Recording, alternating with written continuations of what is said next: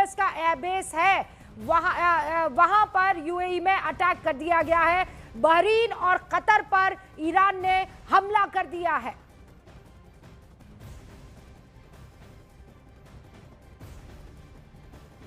Gauri Shankar ji. Yes, ये बिल्कुल रूबिका जी, ये बिल्कुल लग रहा था कि अब ईरान जो है फुल फ्लेज्ड वार लॉन्च करेगा। अपनी पूरी जो माइट है, उसके पास लॉन्ग रेंज मिसाइल्स हैं, उनका पूरा उपयोग करेगा। इसमें कोई भी डाउट मेरे को नहीं लग रहा था। लेकिन मेरे को ये थोड़ा आश्चर्य हो रहा है कि अमेरिका और इजराइल ने इनकी लॉन्ग रेंज मिसाइल के जो स्टोक पाइल्स हैं उनके ऊपर क्यों नहीं अटैक किया पहले। क्योंकि वो तो बिल्कुल क्लियर ही लग रहा था कि अगर इनको आप कंट्रोल में नहीं करेंगे या उनको डिस्ट्रॉय नहीं करेंगे तो ये पूरी अपने सामर्थ्य से और अटैक सर करेंगे। एक और बड़ी खबर आ गई है। रशिया ने कहा कि ट्रंप खुद को शांति दूत कहा करते थे। असली रूप और असली रंग रशिया ने कहा है कि ट्रंप ने अपना दिखा दिया है। ट्रंप ने अपना असली रंग दिखा दिया है। खुद को शांति दूत कहते हैं और इस तरीके का कृत्य करते हैं। अमेरिका पर रूस का बहुत बड़ा बयान आ गया है। कर्नल राठौर, यानी अब ये दो मुल्कों की लड़ाई नहीं रही है, ये तो अब आप समझ लीजिए कि चौदशा की हो गई है। जी हाँ, ये रीजनल वॉर है और इसमें ये देखा जा रहा था, कयास सभी लगा रहे थे कि रूस और चीन किस तरीके से रिएक्ट करेंगे। अभी मुझे लगता है कि ये सिक्योरिटी काउंसिल में भी ये मसला लेकर जाया जाएगा। और रूस का एक प्रॉब्लम और भी है, क्योंकि यूक्रेन वॉर में वो ट्रंप की तरफ थोड़ा झुके हुए नजर आते हैं।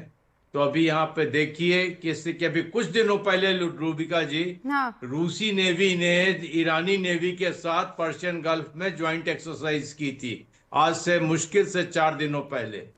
और अभी चीन ने अपने एंटी शिप मिसाइल भी बेचे हैं।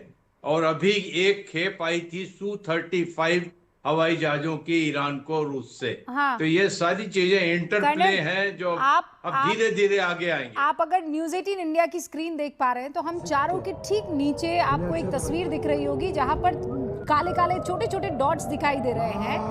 मुझे ये सूचना मिली है कि ये यूएस के 30 फाइटर जेट है जो रवाना हो चुके हैं यूएस और इजराइल के ईरान की तरफ।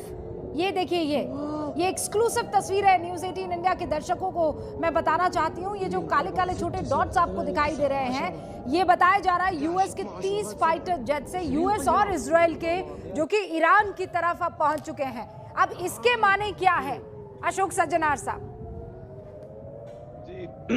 मेरे विचार से रूबिका, ये शायद F-22 रैप्टर्स हो सकते हैं। हाँ। क्योंकि ये कल ही आए हैं वहां से, अमेरिका से इतना लंबा सफर तय करके ये इजराइल पहुंचे हैं, कल ही पहुंचे हैं।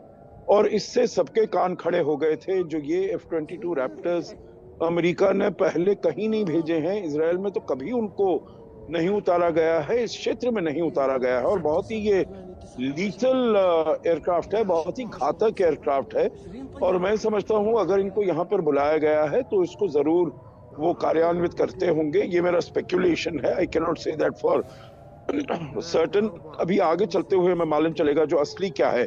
परंतु ये बिल्कुल ऑल आउट वॉर है। परंतु एक, अगर आप मुझे इजाजत दें, मैं एक कमेंट करूंगा। हाँ प्लीज। जो देखिए, वेनेजुएला के बाद भी रूस और चीन ने बड़े बयान तो बहुत दिए थे, परंतु कुछ करने का उनमें सामर्थ्य नहीं था। और अभी भी मेरे विचार से सीधा सामने आकर वो कुछ करने वाले नहीं है।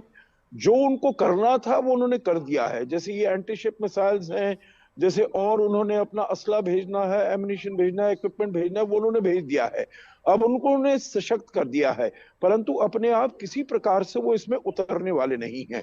बातचीत तो जरूर करेंगे, परंतु एक और बात है, जो रूस फिर भी फूंक फूंक कर अपना कदम आगे रखेगा, क्योंकि उसको अमेरिका का सपोर्ट अभी भी बहुत जरूरी है यूक्रेन के युद्ध को अंत करने के लिए अपनी टर्म्स पर।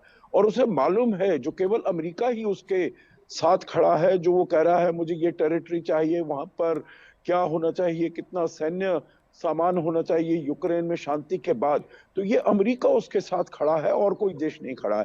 तो वो कमेंट करेगा, परंतु इतना ज्यादा जोरदार जबरदस्त कमेंट नहीं करेगा। ज्यादा जोरदार कमेंट चीन से आएगा। यूएन सिक्योरिटी काउंसिल में इसके ऊपर बातचीत होगी परंतु और फिजिकल तरीके से। देखिए मसूद पेजेश्कियान सर ने भी अब कहा मैं है। आपसे जब बात कर रही हूँ तो मोबाइल पर जो जानकारियाँ आ रही हैं वो एकदम बम्बार्ड कर रही है। दूसरा जो तस्वीरें आ रही हैं अब वो एकदम एक्शन मोड वाली तस्वीरें आ रही हैं। मैं आपसे ये रिक्वेस्ट कर रही हूँ मेरे सारे मेहमानों से कि छोटे छोटे रिएक्शंस और हमको जो अभी स्क्रीन पर हो रहा है वो अगर समझा सके, क्योंकि आप लोगों की इसमें एक्सपर्टीज है। ये इस वक्त मेरे ख्याल से बहरीन की तस्वीर है जहां पर जो यूएस नेवी बेस है वहां पर अटैक किया गया है। ये बहरीन की तस्वीर इस वक्त आप देख सकते हैं।